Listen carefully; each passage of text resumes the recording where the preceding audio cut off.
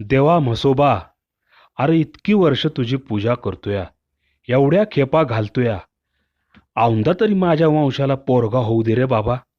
असा नवस माळावरच्या जहाल म्हसोबाला बोलून शिद्राम लिंगऱ्यानं एक लहान बोकड गावात सोडलं. त्या गोष्टीला आता 6 वर्ष झाली होती. शिद्रामची बायको अजून पोरगा पोरगा घोकतच होती. दरम्यान अष्टव प्रहर मोकळं हिंडून आणि मन मानेल ते खाऊन बोकड भलतंच माजलं होतं. त्याचा मूळचा रंग आता मळकट पिवळा झाला होता. हनुवटीवर टिचभर दाढी लोंबत होती. मानेवर आणि फऱ्यावर राट केस उभे राहिले होते. एखाद्या जंगी पैलवानासारखा हा बोकड गावाच्या पेठेतून चालू लागला की नाक दाबून बाजूला व्हावं लागावं असा वास सुटायचा. आपल्या माझावर आलेल्या शेळ्या गरजू लोक या बोकडाकडून काढून घेत. एवढाच काय तो त्याचा उपयोग. बाकी तिन्ही त्रिकाळ हे बोकड मोकळं असे. बाजारपेठेतील दुकानाच्या एखाद्या फळीवर तो पेंगत बसलेला दिसायचा. खाण्यापिण्याची त्याची कधी आबाळ होत नसायची. रोज सकाळी भाजी मंडई असायची. तिच्यात शिरून तो कुठेही मुस्कट घाली आणि कधी हिरवी मेथी, कधी कोथंबीर, कधी करडई अशा तोंडात येतील तेवढ्या जुड्या घेऊन पळायचा. मागून मग शिव्या, धपाटे, धोंडे अंगावर पडायचे, पण त्याचं काही त्याला नसायचं. त्याची तर चैन व्हायची. भरपूर खायला मिळायचं. अधूनमधून मग लोकांची परडी, गावाशेजारचे मळे होतेच की. देवाच्या बोकडानं कुठेही घुसावं आणि काहीही खावं. आता एवढं सुखी आयुष्य असताना गाव सोडून बाहेर भटकण्याची काही जरुरी होती का?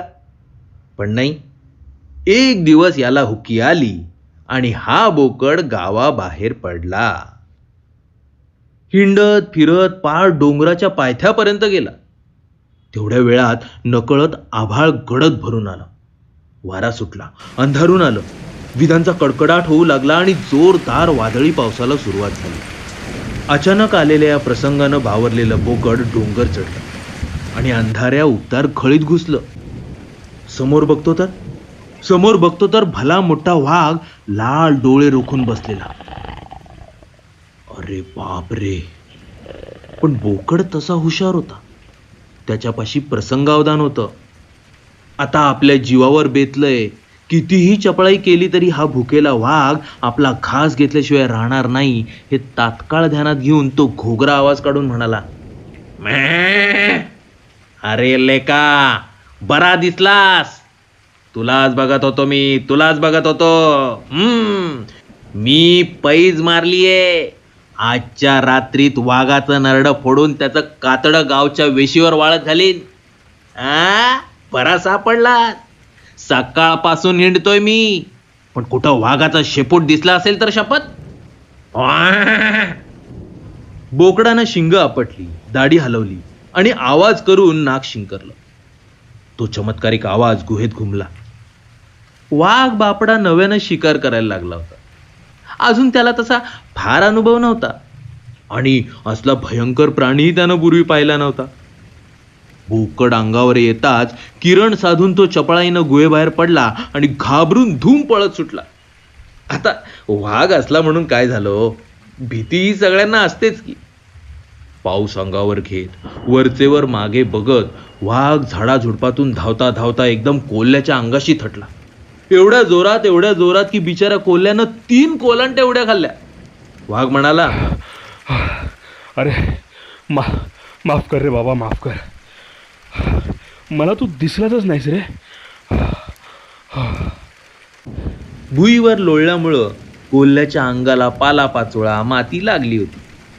झडाझडा अंग झाडून तो म्हणाला, "अहो चालायचं. एका जंगलात राहायचं म्हणजे भांड्याला भांडं लागणारच हो. पण तुम्ही आज असे का पळत सुटलाय? शिकाऱ्यांचा, कुत्र्यांचा तो कुठे दुम नाही, बार ऐकू आले नाहीत आणि रान काढायच्या हाकाही ऐकू आल्या नाहीत. हा?" अरे हो, थांब जरा, मला जरा कुल्ले तरी टेकवू दे. ऐक. काय रे? अरे शिंगवाला आणि दाढीवाला असा कोणता प्राणी असतो बरं? शिंग आणि दाढी? अहो म्हणजे बोकड. गरीब शेळीचं पोर ते. पोर? छे. अरे पोर कसलं भयंकर दांडगट प्राणी होता तो, भयंकर दांडगट. हा? अरे डोकं भणभणून जावं असा घाण वास त्याच्या अंगाला. आणि भाषा भाषा तर एकदम उर्मट. त्याला भीतीच नाही कोणाची. मला म्हणे तुझं कातडं काढून वेशीवर टांगतो. आता खरं सांगायचं म्हणजे आपण तर एकदम डारंगाळलो बुवा बाबा त्याला बघून. काय डरंगाळलं? हा. अरे हसतोयस कशाला? हा पण तू अरे हसायला काय झालं सांगशील? अहो साहेब, हा? तुम्ही पचला तो. अहो ते बोकड, बोकड? त्याची ताकद ती किती. हा, तुम्ही तात्काळ त्याच्या नरड्यावर बसायचं आणि घटाघटा रक्त प्यायचं. तो काय करतो आपल्या सारख्यांना? हा, म्हणजे नुसती बढाईच मारली की काय त्यानं? अहो तर दुसरं काय. चायला म्हणजे साल्यानं अपमान केला माझा. मी फुकट घाबरलो. अहो जाऊ द्या, झाली गोष्ट होऊन गेली. पण पुन्हा असं कधी फसू नका म्हणजे झालं काय. मी काय म्हणतो, अजून तो तिथेच असेल. जाऊ का परत आणि घेऊ समाचार? हो जा जा, नाहीतर त्याला वाटेल वाघ आपल्याला भ्याला म्हणून. अहो म्हातारी मेल्याचं दुःख नाही हो, पण काळ सोकावतो. हा, मी काय म्हणतो, हं. तू येतोस का बरोबर? हा? हो चला की. हा चल. आणि दोघंही गुहेच्या दिशेनं परत निघाले. वाघाच्या मनात मात्र वेगळीच धाकधूक चालू होती. हा लेकाचा लबाड कोल्हा आपल्याला बनवत तर नसेल? नाही, हा आपला मागं राहील आणि मला देईल दानाला. आता खरंच तो बोकड आहे का आणखी कोणी भयंकर प्राणी, कोणास ठाऊक. काहीतरी शक्कल लढवली पाहिजे. हा कोलोबा, मी काय म्हणतो, तू पुढे हो ना. काय मला बघून तो पळून गेला तर? मी तुझ्या मागून येतो लपत छपत आणि डाव टाकतो. कसं? चालेल चालेल की. चल मग हो पुढे. कोल्ह्याला मोठं भूषणच वाटलं. तो पुढे झाला. वादळाचा जोर मगाशीच ओसरला होता, तरी पाऊस सुरूच होता.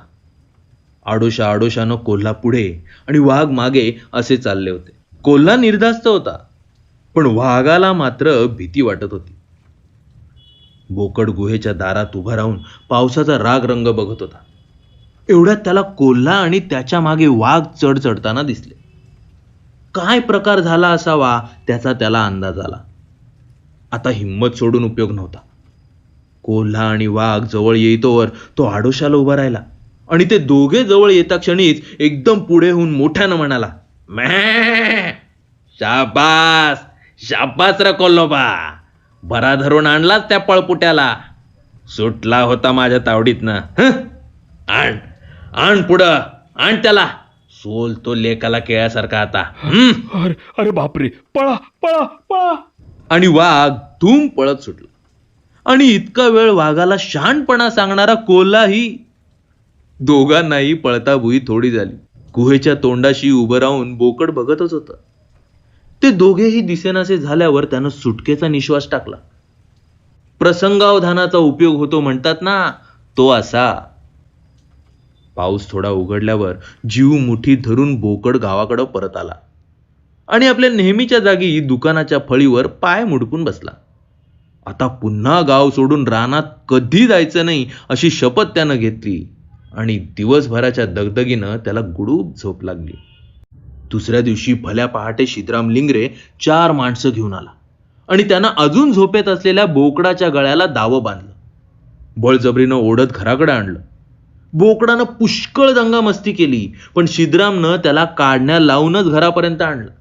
दाराशी बैलजोडी जुंपलेली तयारच होती. आत ठिच्चून पोरं बाळ बायका गणगोत भरलेलं होतं. सगळ्याच्या सगळे आनंदात होते. गाडीत स्वयंपाकाची भली थोरली भांडी होती, सौदा होता, धम्मक पिवळं गोडे तेल होतं, भाकरीचं पीठ होतं, पांढरे कांदे होते, मिरची मसाला होता. आता गाडी म्हसोबाच्या वाटेला लागली. गाडीच्या मागे बावकड्याला बोकड बांधलेला होता. तो सारखा मागे ओढ घेत होता, पण गाडीची तेज बैल त्याला फरफटत नेत होती. मध्येच बाळा रामोशी समोरून येताना दिसला राम राम मालक. हा राम राम राम राम. काय मालक, हा. जत्रा करताय काय? हा? वय र वय. येतोस का बारबाट खायला? अशा कामाला नाही कोण म्हणणार जी. हा? मग चल फिर माघारी. येतो येतो. पण मालक, हा. ही जत्रा कशाची म्हणायची? हार कशाची? अरे पोरगा झाला मला, पोरगा 12 वर्षानं. हायस कुठं? अहो असं आहे व्हय. हा. मग हाय. हा. चल मग. धाड धडाड खाड खडाड करत सगळी माणसं हिंदाळत म्हसोबाच्या देवळाची जाऊन गाडी उभी राहिली. म्हसोबाचं देऊळ ऐन माळावर होतं. फार जुनं, काळ्या पत्थरानं ओबडधोबड बांधलेलं. सावलीसाठी एकच एक पिंपळणीचं झाड होतं. त्या खाली गाडी थांबली. पलीकडे बारकासा ओढा होता. त्याचं पाणी पुरुष माणसांनी आणून टाकलं. बायकांनी काटक्या कुटक्यांचं जळण गोळा केलं.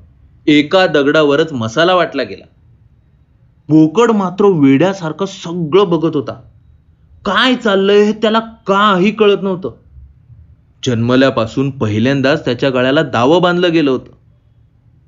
पोरं खेळत होती, बायका कला बोलत होत्या, ऊन रणरणत होतं.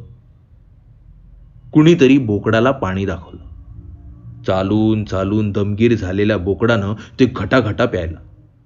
मग कोणीतरी सोडून त्याला म्हसोबा पुढे आणला आणि खाली पाडला. मुलांना हातात लकलकीत सुरा घेऊन आला. तेव्हा प्रसंगावधान राखून बोकड मोठ्यांदा ओरडून म्हणाला, मॅ. अरे आपण सगळी देवाची लेकरं आहोत रे. लेकराचा बळी देऊन देव कसा पावेल? सोडा मला, सोडा. पण कुणालाच त्याची भाषा कळली नाही. शेवटी धापा टाकत बोकड म्हणाला, बळी देणारे आणि बळी जाणारे असे दोनच वर्ग जगात नित्य राहणारे. हेच सत्य आहे. एवढ्यात मुलाण्यानं सुरा चालवला. आणि बोकडाच्या गळ्यातून रक्ताची चिळकांडी उडाली. धुराचा वास येणारं तिखट जाळ कालवण आणि भाकरी खाऊन मंडळी तृप्त झाली. देवळातले आणि आजूबाजूचेही लोक तृप्त झाले. आता दिवस उतरायला लागला. तशी सर्व मंडळी गाडी जुंपून घराच्या दिशेला लागली. दुकानाची फळी आता रिकामी दिसत होती. वाफेवर आलेल्या गावातल्या शेळ्यांची आता गैरसोय झाली होती. पण फार काळ फळी रिकामी राहणार नव्हती आणि फार काळ शेळ्यांची गैरसोयही होणार नव्हतीच. कारण कुणीतरी नवस बोलून म्हसोबाला बोकड सोडणारच होता.